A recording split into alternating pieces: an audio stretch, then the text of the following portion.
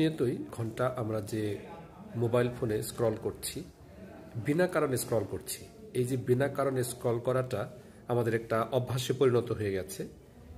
এই অভ্যাসে পরিণত হয়ে যাওয়ার কারণে আমাদের মানুষের যে ব্রেইন, এই ব্রেইনের যে হাইপোথ্যালামাস, সেখানে মারাত্মক ধরনের একটা প্রতিক্রিয়া হচ্ছে। এই প্রতিক্রিয়াটাকে বর্তমানে একটা গবেষণা হচ্ছে যে এই গবেষকরা দেখাবার চেষ্টা করেছেন যে যারা ধূমপান করে অথবা প্রচুর পরিমাণে মাদকাসক্ত, সেই মাদকাসক্ত ব্যক্তিদের ব্রেইনে যে ব্রেইন মেটাবলিজম সিস্টেমে যে ধরনের পরিবর্তন আসে, প্রচুর পরিমাণে যারা ডিজিটাল যারা স্ক্রিন টাইম দিচ্ছে, বিনা কারণে স্ক্রল করছে, তাদের ব্রেনেও কিন্তু একই ধরনের এই প্রবলেমগুলো বা একই ধরনের যে মেটাবলিজম সিস্টেমটা কাজ করছে। তো যে কারণে এখন বিশ্বের যারা ডিজিটাল ডিভাইস ইউজ করছেন তাদের মধ্যে একটা সচেতনতা বোধ কাজ করছে, বা অনেকে এখন মনে করছেন যে এখান থেকে একটা ব্রেক নেওয়া দরকার। এই যে ব্রেক নেওয়ার মানসিকতা, এটাকে বলা হচ্ছে ডিজিটাল ডিটক্স। অর্থাৎ আমরা যে প্রতিনিয়তই ফেসবুক ব্যবহার করছি, টুইটার, ইনস্টাগ্রাম অথবা আরও যে সোশ্যাল মিডিয়ার যে বিষয়গুলি আছে, যে প্ল্যাটফর্মগুলি আছে, সেই প্ল্যাটফর্মগুলি ব্যবহার করার কারণে আমরা অনেকটা অ্যাডজাস্টেড হয়ে যাচ্ছি।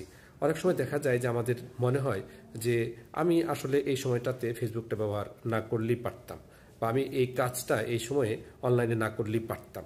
এরকম কাজ শেষে আমাদের অনেকটা এরকম মনে হয়। তো এরকম মনে হওয়ার কারণে আমরা অনেক সময় এখান থেকে একটা রেহাই পেতে চাই। এই যে রেহাই পাওয়ার যে মানসিকতা, এটা হলো ডিজিটাল ডিটক্স। তো এই ডিজিটাল ডিটক্সটা বর্তমান সময়ের জন্য খুবই খুবই প্রয়োজনীয় একটা বিষয় হয়ে দাঁড়িয়েছে। আগে একটা ফ্যাশন ছিল যে ফেসবুক ব্যবহার করা, আর বর্তমান সময়ে অনেকের মাঝেই এই প্রবণতা দেখা যাচ্ছে যে অনেকেই ফেসবুকটাকে ব্যবহার করছেন না, বা আপনার সোশ্যাল মিডিয়ার যে প্ল্যাটফর্মগুলো আছে সেখান থেকে তারা নিষ্কৃতি চাইছেন। অনেকেই ফেসবুক অল্পক্ষণের জন্য ব্যবহার করেন, আবার সেটাকে আনইনস্টল করে দিচ্ছেন।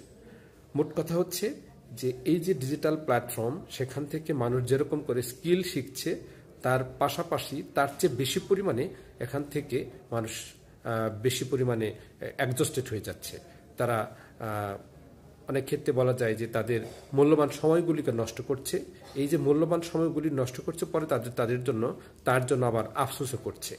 এই প্ল্যাটফর্মটাকে যাতে করে ইফেক্টিভলি ইউজ করা যায় এবং ইফেক্টিভলি ইউজ করে সেখান থেকে বিভিন্ন স্কিল শেখা যায়, এই স্কিল শেখার ক্ষেত্রে উদ্বুদ্ধ করার জন্যই মূলত এই ডিজিটাল ডিটক্স আমরা নিতে পারি সোশ্যাল মিডিয়া প্ল্যাটফর্ম থেকে। এটি হচ্ছে এটির মূল কথা। ধন্যবাদ সবাইকে।